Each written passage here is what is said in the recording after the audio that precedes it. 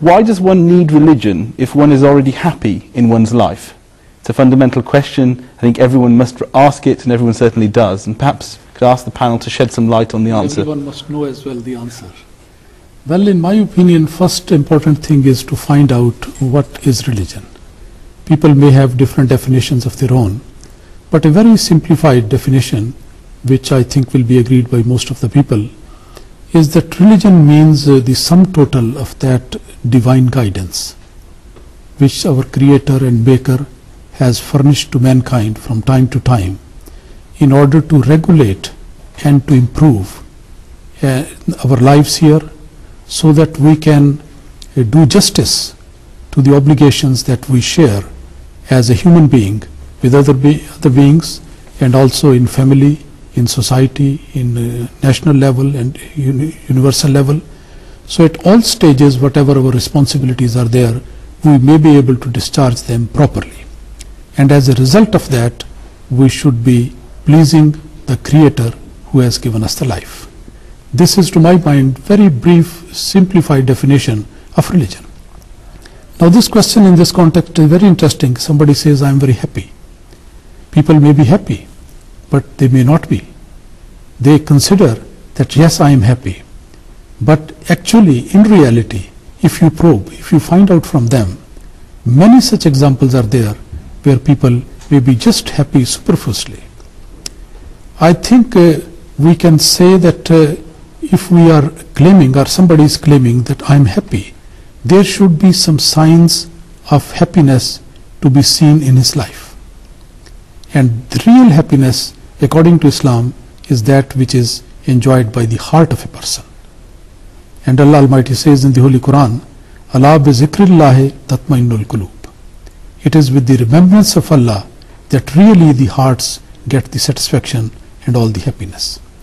So I think there should be some result of that happiness very clearly visible in the life of a person. Otherwise we can see that a large number of people, like the questioner, they would be claiming today that they are very happy.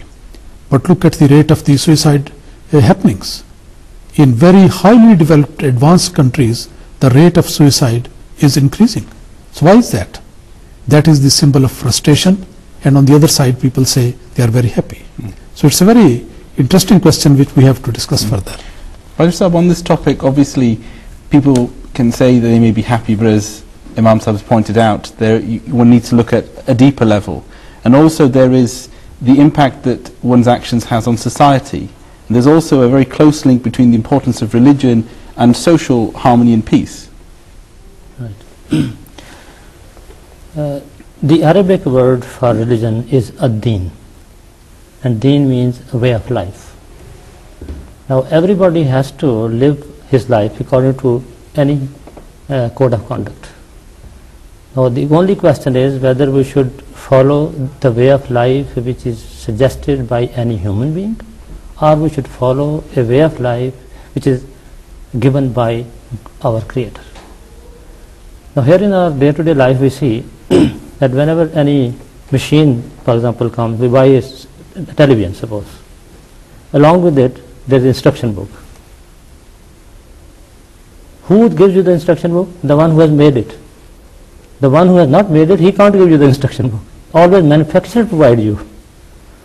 But if you start making your own instruction book and don't follow that instruction book which is given to you by the manufacturer, you will be in trouble. Now the question is, who is the maker and manufacturer of human beings? Is there anyone other than God Almighty? None. So it means the one who has created you, only he can give you the instruction book. So this is why we have to follow that instruction book, and that is religion, in fact, divine religion, where you have got a book from God Almighty, where you are given some commandments that this is what you should do, this is what you shouldn't do. And if you follow that, that means you are following that guidance which you are provided by the manufacturer, the maker. So this is why we should follow that. Otherwise, another problem is that if any human being will give you some do's and don'ts, the result will be, because he is human being, he will have his personal choices. Yeah. But in the case of God, he doesn't have any personal choice to see in your day-to-day life. So he will give you such teaching which is neutral for everybody, because he belongs to everyone. He doesn't belong to any one particular society or particular group of people. This is why his teaching will be neutral, whereas the teaching of any other person or any other nation or any group of people, that will have some, they will take some side of for some people, which is for their own benefit. Now, as far as this happiness is concerned, that was also mentioned. Happiness is a relative term, and it will have different meanings to different people. The person who has the religion, he has also experienced some sort of happiness. At the other hand, the person who has not experienced any religion, how he can know that what sort of happiness is there with the person who believes in religion or who is practicing that religion? So unless he practices any religion, he cannot compare both happinesses. This is why we would like to say to those people who say that we don't need religion, we say, okay, let's try, and then you will be able to make a comparison, you will be able to make a decision which way of life is better, without religion or with religion. So let them try at least. Yes. I mean, as individuals, we are part of a bigger picture, that we are part of a family, we are part of a community, we are part of society. And with that comes interaction between different parts of the society. And you may be in a cocoon of your own, but when you come to interactions with other parts of the society, you begin to realize with this interaction come new problems and sometimes new solutions. Looking at the modern society, for instance, we can see all the problems that exist in society that are there. From a financial viewpoint, if we can just take that, because that is something that is in our viewpoint at the moment, financial hardship then impacts on family life. It impacts on losing your possessions, losing your house, and that then causes trouble within the families, and we have breakdown of families, we have families, units that break down, that leads on to other social problems.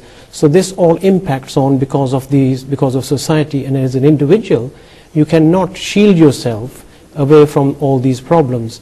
So it is said that societies with a religion are more likely to survive because of the compassion, because of the community spirit, because of the laws that you have to follow, and because of basically being told what is right and what is wrong. We know that governments and science have not had the answers to all the problems that exist in society today. But religion certainly has these answers and certainly helps people to get around these. We also at the same time have a responsibility to our Creator. We have not been created without purpose, and therefore this is the responsibility that we must fulfill to our Creator.